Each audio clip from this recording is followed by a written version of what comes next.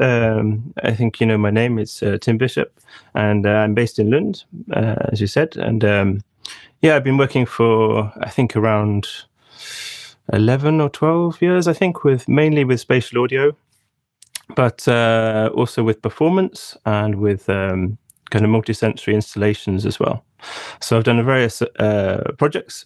I'll share my screen and then I will show you a few images from some. Let me see. So because I work a lot with sound, I also work a lot in darkness and don't tend to have that many photographs, but let's see what we can do. Okay. All right. So just to give you a little brief background, I have a drama degree from the University of Bristol in England. I graduated in 2011 and then I moved to Sweden in 2012. So most of my career has actually started here in Sweden. But just to give you an idea, this was the first I'd say the first sort of multisensory immersive experience that I made, which was my final degree piece. So my drama degree at Bristol was quite practice-based research led, actually, I would say, particularly in the final year. And so this was a one-to-one performance that I made. And if you don't know, like one-to-one performance is really where you have a performance for one person at a time, or I would expand that to say also if you have a group audience, but you're really focusing on individuals within the audience. So this example was for one person at a time, and you can see I'm in the pool of water, and then I have an audience member with me wearing headphones. The lighting in the theatre was automated. There was some video projection screens, one behind the pool and one actually above the pool as well. So this was the first time I'd sort of worked in quite an immersive setting and with one-to-one practice. It was, to give you a brief, I could probably give a whole talk about this particular project, but I will just keep it very brief. But the participants would arrive outside the Black Box Theatre at the drama department. They'd be met by someone who was helping me, and they would be given some basic instructions. They would then come inside the Black Box space, and they would see a changing booth right in front of them. And the idea with this project was to kind of mirror, like particularly in the kind of not so great seaside towns in England, that particularly have a long history of bathing, but maybe nowadays you wouldn't want to necessarily do that for most of the year because it's quite cold. But it was to kind of echo the kind of routines you'd go through going to the seaside, going bathing, with going in and out of memory.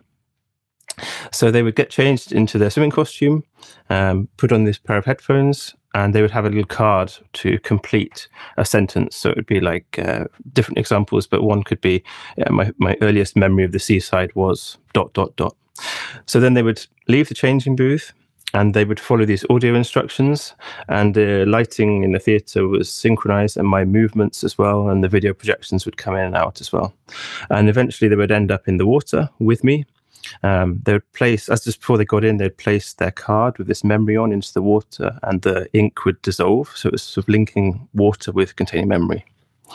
And then we would be in the water together. They would have some video on an iPhone, actually. And then we would lie back and the video would continue above. And it was all really led by spatial audio. So it's sort of voiceover and different kind of audio environments were coming in and out that were working with the scenographic elements. And then I'm laughing because it was quite fun to do this. But we then sort of danced to Edith Piaf's Non je regrette rien, coming from the theatre speakers before it would be over, and they would go return to the changing booth and get changed. So this was the first time I'd really worked with these types of elements, and focusing on spatial audio and what other elements could add to that to kind of really evoke these different contexts.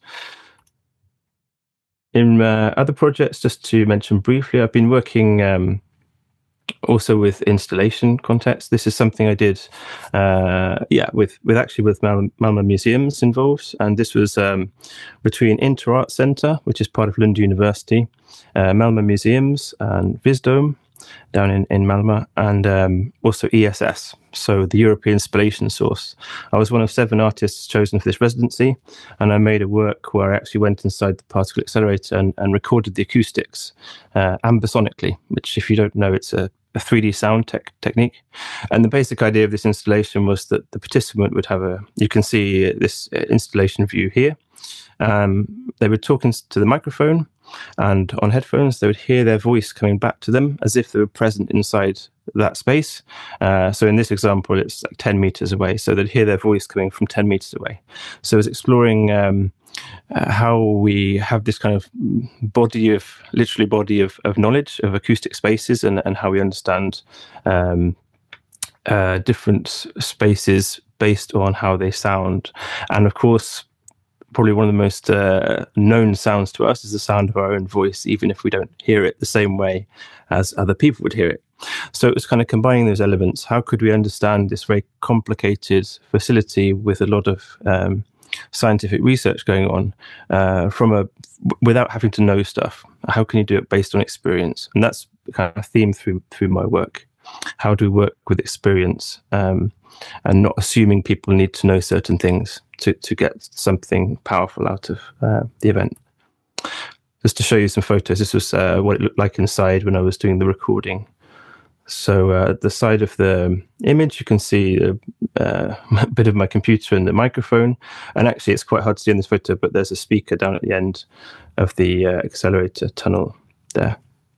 This is another view of the target area, which I find pretty cool, because this is, I think maybe now actually it's off limits for humanity for many, many, many years, because it's going to be so radioactive. So I thought it was really nice to record that space that people literally won't have access to in future. So they can place themselves inside this inaccessible space. As well as my own projects, I've also been working with collaborations with other artists, and also as a sound designer, a spatial audio sound designer specifically, and an artistic consultant on different art and science projects, VR projects, and I've also done some teaching at different institutions as well. So this is a film shoot I was doing with Bombina Bombast, if you know them, the theatre and VR company based in Malmö. This is a helmet rig for a VR 180 film. And this is an example of a 360 project. So I've worked with sort of VR filmmaking, I would say, but also I have worked with VR projects where the graphics are completely generated.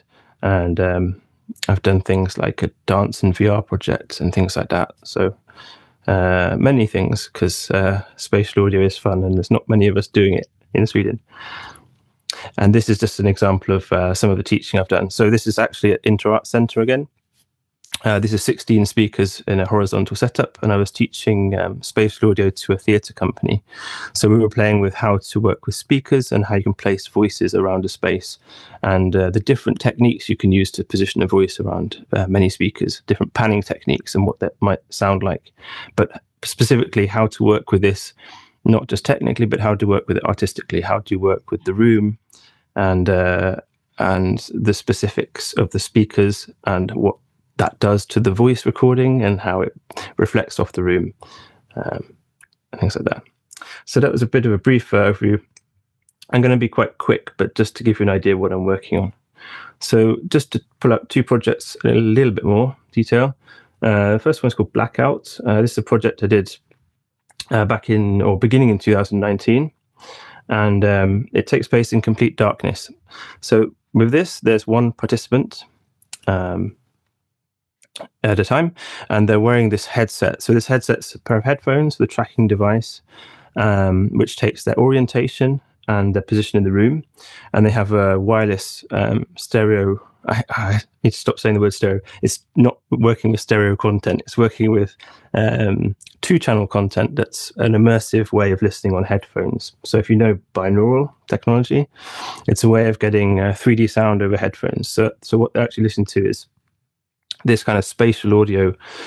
So if there's a sound behind them, they will hear that as if it's behind them. But because I have a tracking system, that sound will stay located in that relation to that point in the room. So that means if there's a sound that they should follow around the room, that it stays in its kind of alignment with the space, and it doesn't really matter where they're facing, it's still going to sound in that part of the room. And if they get closer to it, of course, it gets louder, etc. This is the software behind it. But this is just to this was a kind of project where I built this software because I was taking in the tracking system, a door sensor, there's a microphone in the room, just to sort of show the different elements that I was working with in this project. And then there's lighting control as well. They have a light on a chair when they first go in, and then the lighting is automatically taken out when they're within 1 meter of the chair. They have audio instructions, so it's like a voiceover they have guiding them, and then they have different spatial audio coming in and out.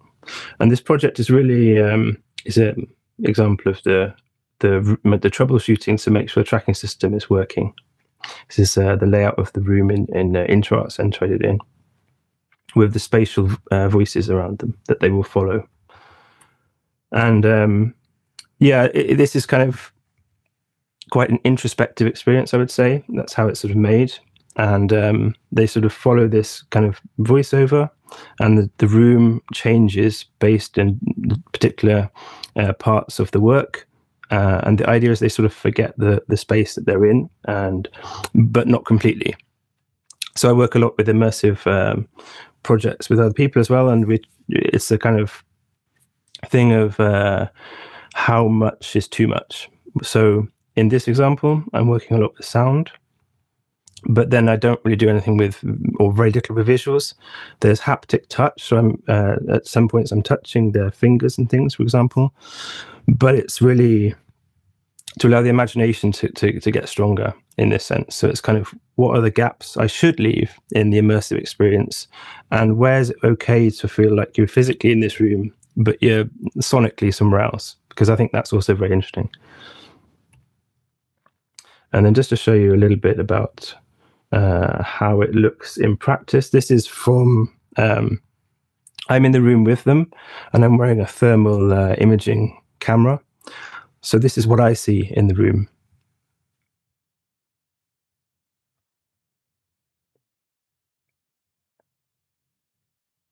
So here the participant is being instructed to, where is their body? Where are their hands? If they can't see them, where are they in relation to their body? So it's this kind of almost mindfulness approach in this particular project.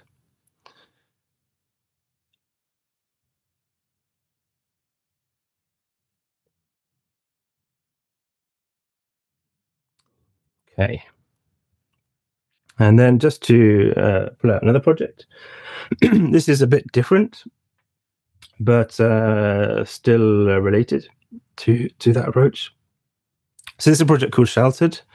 I did this back in 2023. It got postponed through the pandemic. But this was a kind of an art and science collaboration, I would say. And if I pull some pictures up, this kind of summarizes the project to me in many ways. So the idea with this project was to make this installation work. And the idea was to take this specific place inside the Arctic Circle. So this is in Abisko, north of Sweden. And then I would go up over 5 trips over 12 months and stay in the tent by myself for between 3 to 5 nights each trip. And during those trips, I would be taking sound recordings and personal observations, weather data, and some photos, as you can see, but that wasn't used that was for research purposes. This is just fun to have in because it reminds me a lot of what the project was like. So I had kind of contrast between this kind of 2 hours of daylight in the December trips and temperatures down to -27, through to this, which was autumn where the stream was pretty much completely frozen, not actually completely, in December, which was close to where I was staying, and of course autumn as well, and summer were quite different to the winter landscape. So it was really to kind of document this landscape as it was changing. And then I took these recordings and made this sort of experience here. This is in development. This is inside the tent. So the idea here is that the same tent I've stayed out in is installed in a gallery space, or it could be another type of public space. And then one person at a time, again, goes inside the tent. They lie down, and they have an immersive experience of the place in Abisko that I'd been into.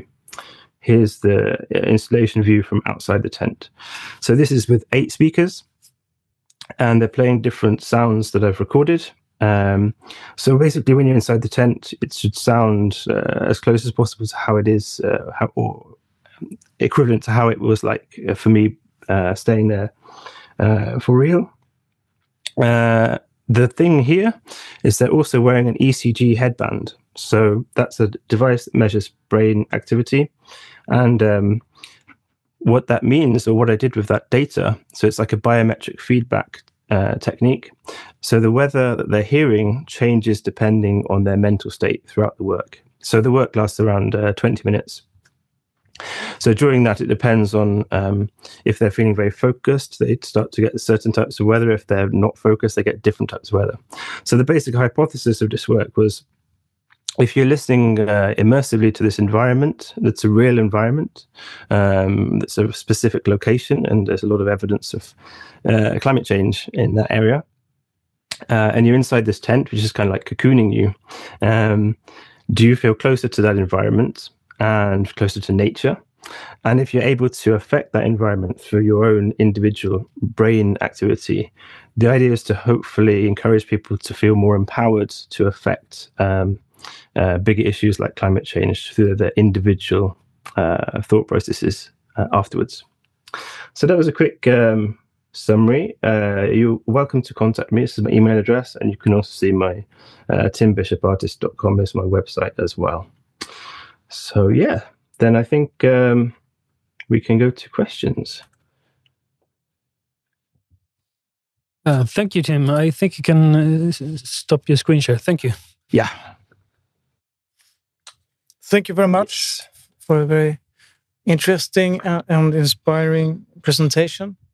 I would love to be inside that tent in Abisko. Yeah. Or at the stage. Yeah. Yeah, maybe preferably at the stage. Yeah. It's less cool. Yeah. Careful what you wish for. Is your camera on now, or is it? Yes, but it should be back on, but it doesn't appear to be. Maybe we're only getting a black image. I don't know. Something. Yeah. Okay. Then I'll try. Otherwise, you just have to hear me. Questions for Tim from the audience? Can see anything in the chat room? No. But I have a question. Or how do you feel like the artwork with the tent? How is the virtual experience versus the real experience? I mean, obviously the wind and the cold and such, but like the sound experience. Yeah, I mean, I worked a lot with this idea of what elements to enhance or to work immersively with, and what was best left to the imagination. So I think in that sense, I mean, there's always it's never gonna get close enough, really. But I think in terms of sound, I personally, I can lie inside that tent listening to those sounds and the speakers, and even though I'm kind of okay, I know the where the speakers are and things like that for me, and I can kind of remember these memories of being there. But even knowing that, it still after a while starts to take me there. So I would say, I mean, the tent has a particular smell. I would like to say it's clean, by the way, in installation, but that tent smell. So I think things like that start to trigger something quite strong. So it's a different experience, of course, but I think it's very powerful in terms of making me feel kind of back in that environment in a different way, but a very productive way. Thank you. Another question, if we have time, I think. Yeah, we have a question here in the chat. Oh, we have a question in the chat. A question for Tim. This is from Jenny. The participants in the tent, did they know that they could change the weather depending on their mindset? Yes, they did. Yeah, I had to be quite careful how I phrased it, because if you tell them too much about that, it's too emphasized. And then I had one person doing some maths problems to see what happened. So I learned quite quickly that it was best to be open about technology, which is something I do in my projects. So it can kind of be parked out of the way, so they can focus on the experience, but they're not kind of constantly questioning it. So they knew, and I think afterwards people would come out and sort of say, "Oh, what happened? Like, what does this say about me?" and things like that.